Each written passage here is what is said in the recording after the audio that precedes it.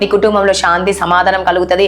నీకు మరి నీ సమస్యల నుంచి విడిపిస్తా, మరి నువ్వు దుఃఖపడకు, చింతించకు, వేదన చెందకు అని అనేక రకాలుగా దేవుడు మనతో మాట్లాడుతూ ఉంటాడు కదండి. హల్లెలూయా. ఆ మాట్లాడినప్పుడు ఏమంటాడు, అవును దేవుడు నాతో చెప్పిండు కదా, ఈరోజు భయపడొద్దు, దిగులు చెందొద్దు అని చెప్పేసి ఏం చేస్తూ ఉంటామంటే ఆ క్షణం మట్టికే కదండి ఏం చేస్తాం, ధైర్యంగా ఉంటాం. తర్వాత ఏం చేస్తారు, మర్చిపోతారు కదండి. దేవుడు చెప్పే ప్రతి మాట మర్చిపోతాడు. దేవుడు మనకు తోడుగా ఉన్నాడనే మాట మీరు మర్చిపోతూ ఉంటారు. హల్లెలూయా. కానీ ఈరోజు దేవుడు మీతో మాట్లాడుతూ ఉన్నాడు, నేను నీతో చెప్పి ఉన్నాను కదండి. హల్లెలూయా.